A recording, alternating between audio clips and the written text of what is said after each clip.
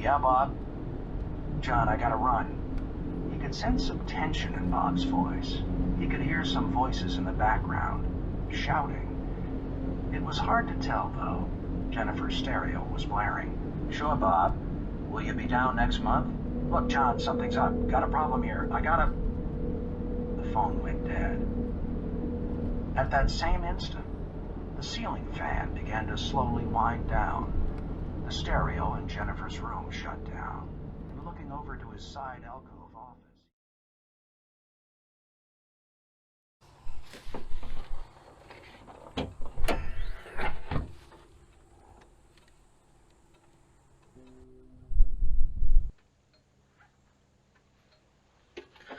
Oh, excuse me. Sorry about that. When you gotta go, right? But that reminds me, we need to talk about our get-home bags. Let's get it.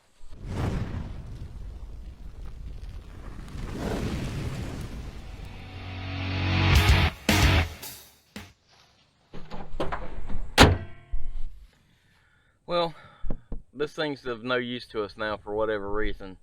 So we're gonna have to make our way home on foot. Now, there's a few things that you need to make sure that you have with you at all times in your vehicle. And that's going to be a good pair of walking shoes. So I just carry an old pair of tennis shoes that I've had that are broke in, that are comfortable. They're not broke down, but they're broke in. So we need to get these things on so we can get on the road. So next thing, let's use some common sense. When you are out and about in the winter time, you know, myself, I love shorts and a t-shirt, but I always carry some warmer stuff in the vehicle just in case. So I've got a hoodie here. If it gets cold, I can put this hoodie on. So the next thing I'm going to tell you is going to be kind of controversial. A lot of people aren't going to agree with this, but your first line of defense in a situation like this is your cell phone. It's always going to be your cell phone. This is your connection to the outside world. So try this thing out.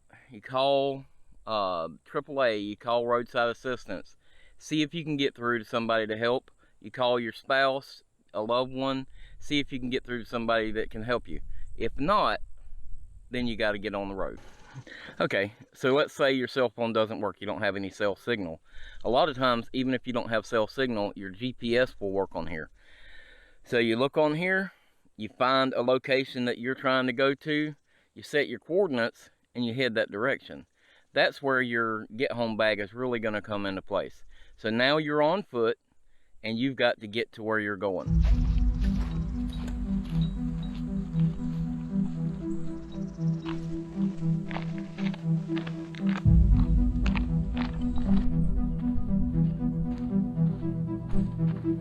Crap, it's dead.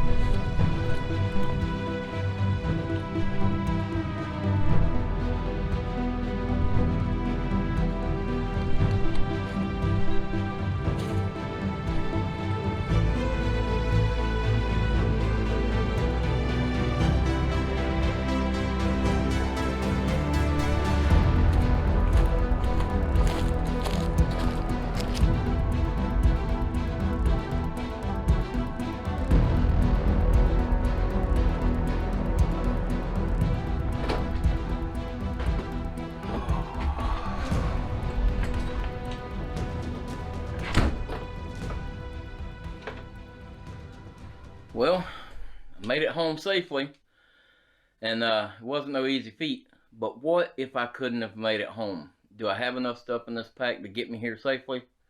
Let's check it out. Okay, so that was obviously all just a simulation. But what if it had been real? I carried this get-home bag in my vehicle all the time for just certain situations like that. Sometimes I can be up to 60 miles from home, and that's a long way for a big fella like me to have to walk. So I like to carry stuff in this pack that's gonna last me for up to 72 hours to get home, on foot if I had to. You know, this bag is not a camping bag, so it doesn't have all the comforts of home in that bag. So this is not a comfortable camping trip. This is uncomfortable camping if you have to spend the night. So everything in this bag is going to be relatively minimal. You're not going to have a bunch of fancy stuff that you would have for camping. But let's go ahead and go through this bag and I'll show you what we do have. So to start off with, you know, throughout the years I've gone through several iterations of get home bags. I've always tried different packs, and I found this pack and I really like it. This is a Wolf Warrior pack from Amazon. It was not very expensive, but for a pack that I'm not going to be using all the time, this pack is going to work well. The only things that I wish that this pack had that was a little different, this pocket will only carry a 1 liter water bottle. It won't carry an Nalgene bottle. That kind of sucks. I would prefer a Nalgene bottle. The other thing is there's no load lifters on these straps. Not a huge deal, but I would prefer it if it had load lifters. It would make the bag carry a lot better. Other than that, this is a very well put together pack. Feels good when you're, you know, carrying it, and it has a lot of options on it. So let's go ahead and go through this pack and see what we got. So let's just start out with the outside of the pack. So right here on the very front of it, I've got this little magnetic flashlight.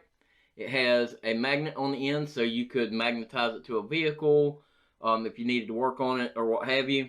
It's got a regular flashlight on the end of it, and it also has this big floodlight on the end of it. And it's got your flash function on there also if you needed that. That's a nice little flashlight right there, and it's not real expensive, so I like to have that on the outside of my pack just for an emergency light. Okay, next up, on the outside of the pack, just a Sharpie, simple Sharpie, just in case I need to leave somebody a note or something. This leaves a little bit broader line, easier to read. Okay, so obviously on the outside here, I've got my water bottle. It's easy access. Now this is a 1 liter water bottle that will hook to my water filter. I'll show you that in just a second. On the back side here, on the back side of this pack, there's a hydration pocket, but I don't really use a hydration bag in here. So instead, I use this pocket for my map pocket. Now this map right here is a laminated map of Florida, which that makes it really nice. It's easy to fold, and you can fold it and unfold it a bunch of times, and you're not going to get creases in it where you're going to lose information. So like I said, it's a laminated map of Florida. I also have a laminated map of Georgia in the Jeep, just in case we're on a trip or something. And those are the areas we would most likely be, Florida or Georgia. So I keep those readily available in the Jeep or in this bag.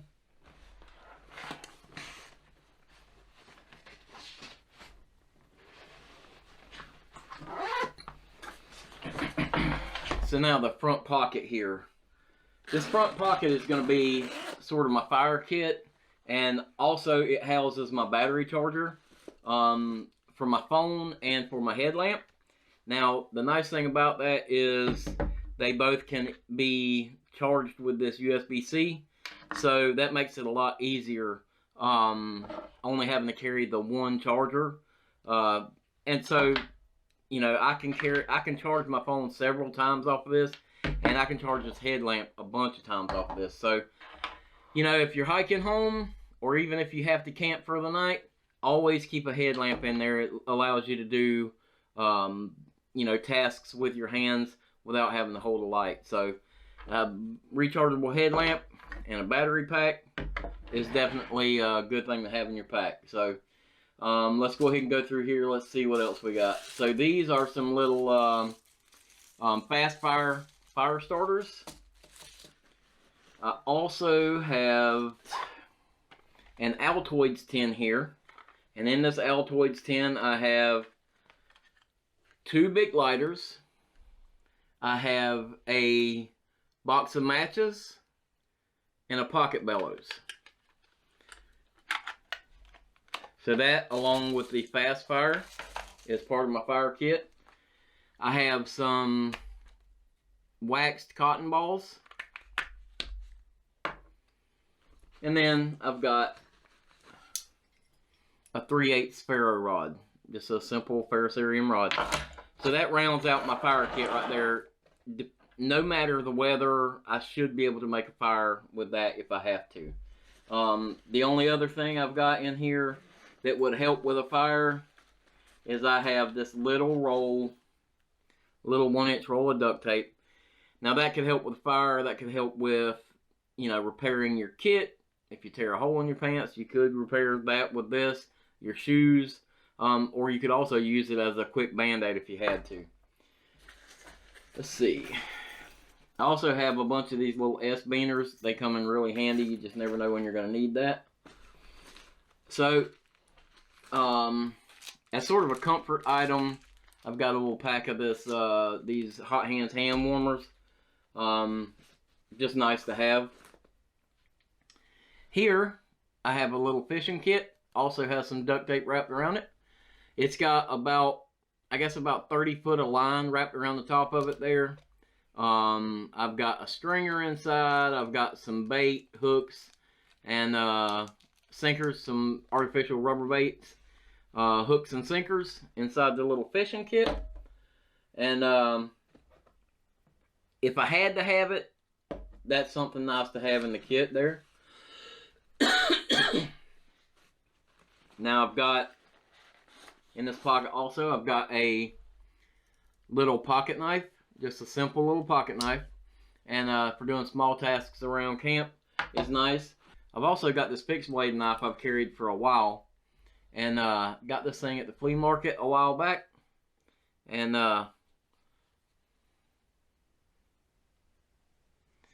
It's really nice, stays razor sharp. And nothing fancy, but it does what I need it to do. And it also has a hone to sharpen it built right into the sheath, so that's pretty nice. So that's my knife cutting tool set up right there. Okay, so that's going to be this front pocket. Let's move on to the next pocket. So the second pocket in here, this is going to be sort of my food pocket, and so I've got my cup, my stainless steel cup to cook in, got a bunch of coffee, which is also a comfort item, and a bandana. That bandana can be used for grabbing the cup if I have to, if it's hot, or cleaning the cup, or pre-filtering water. So I've got that in this bag. This is a big bag, but inside it is just my water filter set up. So got my VersaFlow Hydro Blue in there with the hose set up and the water filter bag and all. I'm not going to take it all out, but this is my water filter bag. I need a smaller pouch for it, but that's all I got for now. As far as food, I have some protein here. I've got 3 packs of hickory smoked tuna. I have 3 pouches. 2 of them are mashed potatoes. I got loaded baked potato, sour cream and chives mashed potatoes, and then I've got teriyaki noodles. So that's pretty good. I've got a few of these lemon bar Lara bars in here. I actually need to add another one in there. I had to use one of those. I've got a spoon and a fork here. Really simple. And then the only other thing I have on here is just a can opener. Now, I don't have any cans in my kit, but if I was out, you know, having to get home and I came across some canned food and I didn't have a way to get into it, it would suck. So keep a little can opener on me just in case. All right, so that's that pocket. Pretty simple. So now we've covered fire, water, food. We've got cutting tools here. Now the last pocket here.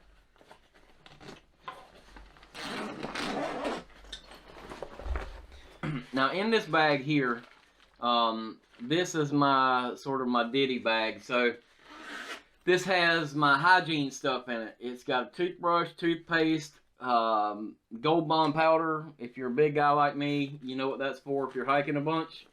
I've got a bunch of wipes in here. Some dude wipes to clean up with. I do have some mosquito wipes, even though it's cold right now, but I've got mosquito wipes in the pouch. And then the other thing, I have well, I've got hand sanitizer in there. That could also be used to get a fire started if I had to. And I've got a simple little mending kit for my clothes or my pack. I've got a thing of thread and pack of needles. So that's my hygiene pouch. Pretty simple. Now over the years I have really dialed back the stuff that I'm carrying in my pack, and that just comes with a lot of experience and learning the things you have to have and the things you don't have to have. So as far as shelter goes, I have a tarp for a shelter and a hammock. This hammock has the bug net in it and the suspension system all in this one bag. So with it being winter time, you know, when it drops down pretty cool with that hammock, you need an underquilt. So this is actually a sleeping bag, but this sleeping bag with some paracord that I've got can easily be turned into an underquilt. So that's my underquilt. And then I have this really nice fleece sleeping bag that would be plenty with this underquilt. So I've got that. Now, like I said before, like I said earlier today, we have to be smart about what you're wearing and what you're carrying when it comes to wintertime. So with it being wintertime, in my pack here I have some sweatpants just for warm clothes. I got that hoodie that I showed you earlier. I've got some nice warm socks and some undies. So that pretty much rounds out my kit, guys. It's not huge. It doesn't need to be huge. I'm not camping.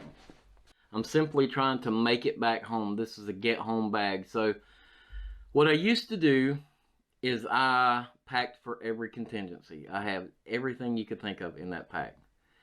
And then over the years I realized that I don't need all that stuff. I need just enough stuff to get me home. I need this stuff right here.